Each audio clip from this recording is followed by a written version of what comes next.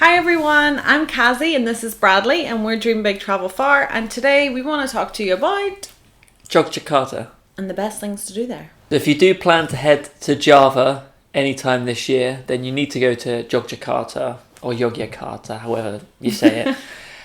It's probably the best place to see, and there's so many great temples nearby and there's loads of cool nature. So yeah, check it out. But before we get stuck into all the best things to do in Yogyakarta, let's roll a quick highlight reel.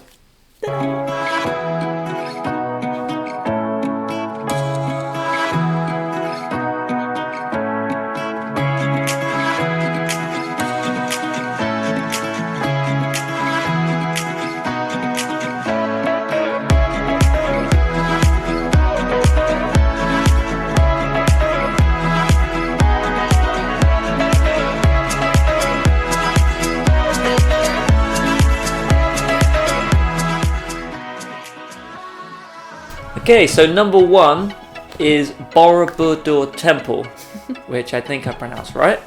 So it's probably the most iconic temple in Yogyakarta. Well, not in, it's just outside. So you have a few options. You can either get a tour there from the city, and there's loads of tour operators. If you just walk the streets, you'll find one. Or you can do what we did, which is rent a moped and go and see it yourself.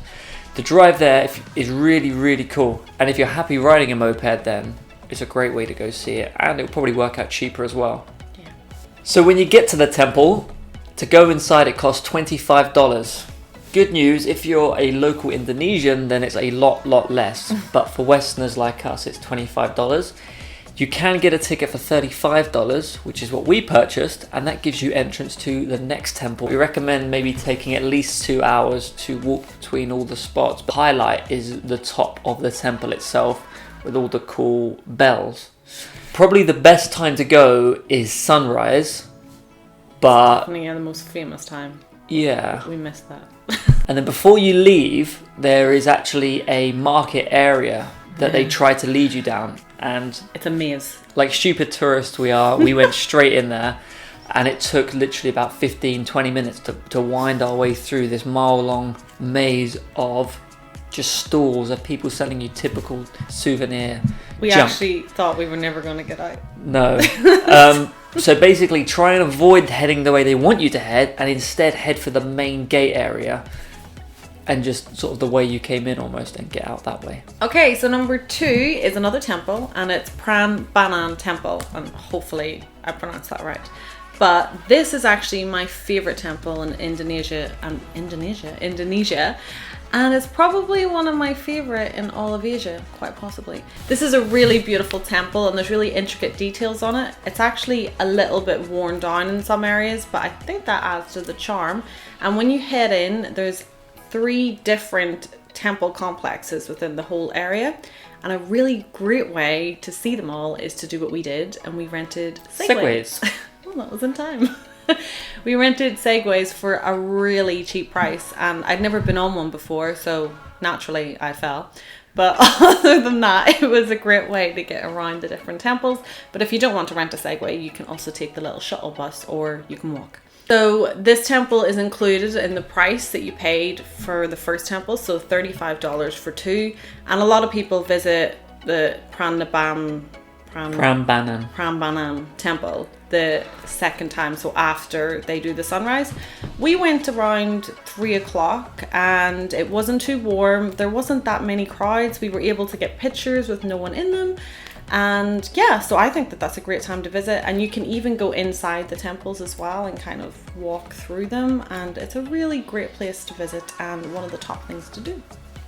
Number 3 is Beki Park, or Bechi Park, not too sure how it's pronounced. So this is essentially a small park area with a really great viewpoint. To get there, I don't know if there's a lot of tourist buses that run there from the city, but we had mopeds, so it's really easy to get to on your own moped. So another great reason to rent one.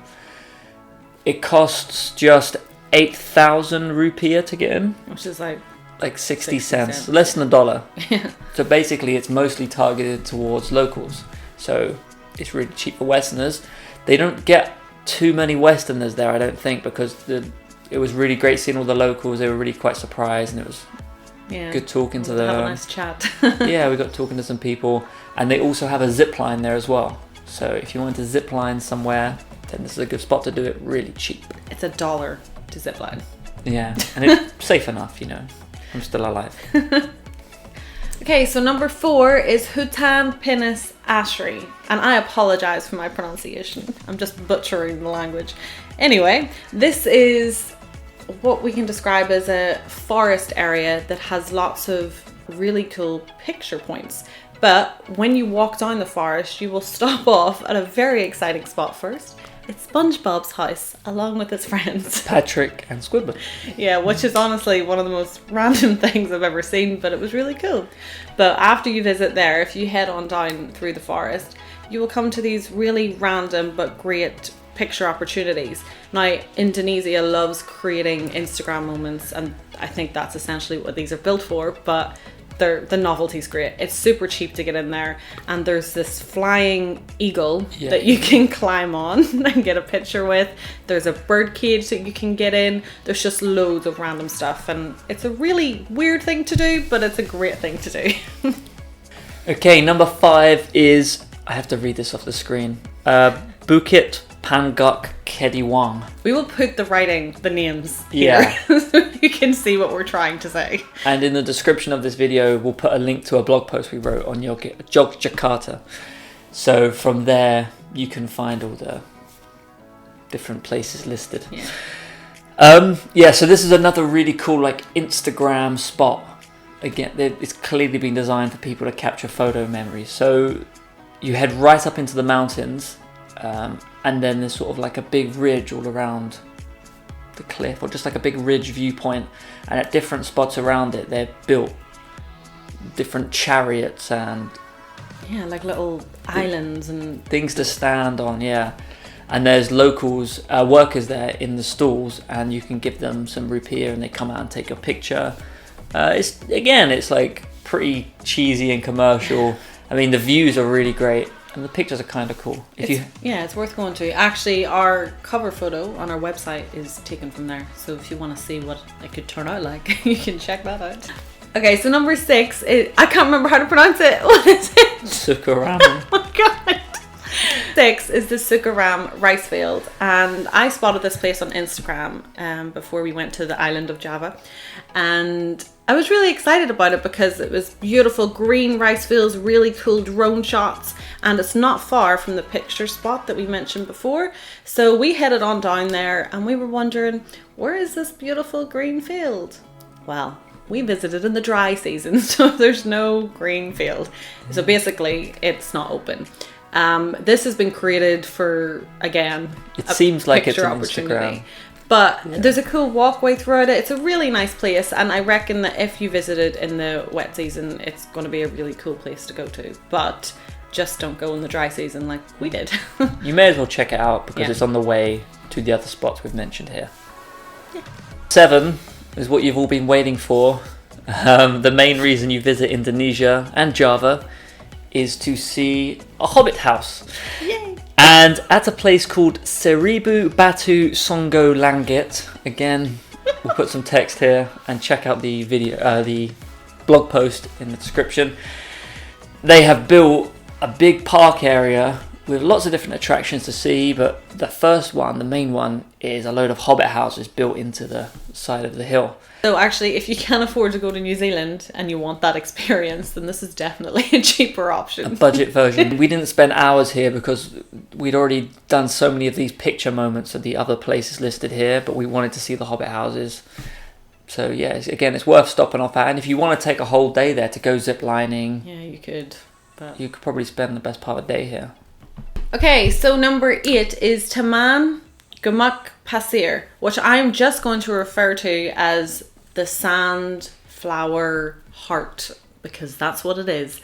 So basically that is essentially what it is. It's down near the coastline of Yogyakarta. I'm never going to get this right, so yeah. It's down near the coastline, so it's worth driving down there because the views are really nice. But when you go there, There's this massive heart that has been created in the sand, but through growing little flowers. And it's a really cool drone shot. But again, when we visited, it was the dry season, so they weren't as colourful as they are meant to be. But we still got our drone shot and it was cool. But you can also do something else down here. They've got like sand dunes, so you can go sandboarding or you can rent out a Jeep and like drive over them. We didn't do that, but there was loads of people offering that tour there whenever we visited. And as far as I remember, it was not expensive at all. So that's another great thing that you can do when you head to the coast. So number 9 is not so much a site specifically, but it's more an activity, which is, as we've mentioned throughout this video, to hire a moped to get around. So as well as seeing so many more sites, so much more cheaply, being on a moped is just so much fun. And Yogyakarta is an amazing place. All around it is just acres and acres of like hills and mountains and rice paddies. One of the biggest sites to see when you have a moped is Mount Merapi. I think it's possible to do tours there or hike up it, but we didn't. No, but as long as the days, because it's so huge and dominating, as long as you get a nice clear day, you can see it. And we did the drive from BOROBUDUR to PRAMBANAN, and it sort of skirts the side of the volcano. Yeah. So, but just make sure you feel comfortable enough to hire a moped. Don't just do one because we say. And make sure you've got a international driver's permit as well. And a helmet. Make sure you get helmets and make sure the bike is good. You know, check it over before just taking it. Okay, so number 10 is actually kind of random, but we had to mention it. It's eating food at a specific restaurant called the Roaster and Bear. Roaster and Bear. This was honestly the best food that we had in Java as a whole.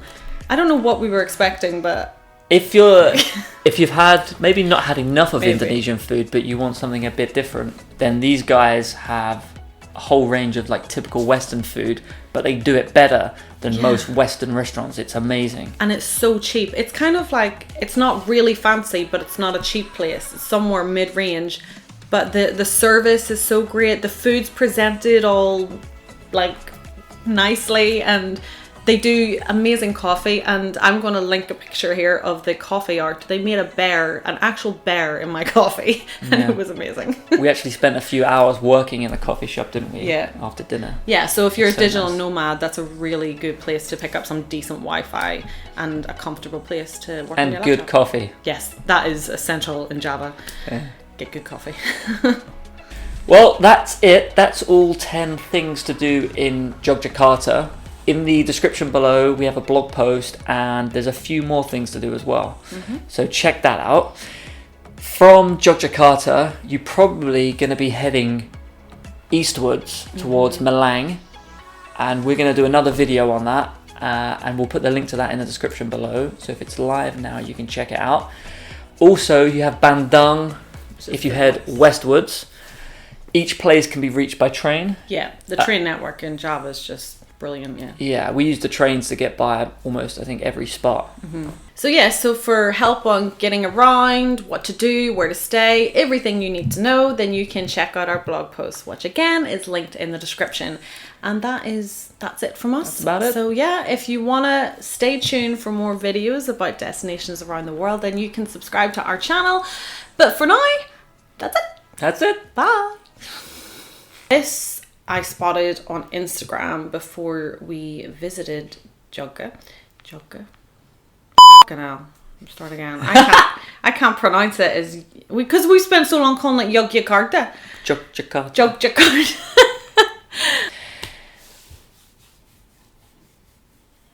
Okay. After going in, you get a free welcome drink, which makes up for the $25 you just spent. Hilarious stuff, eh? What? Nothing. You go on. Okay.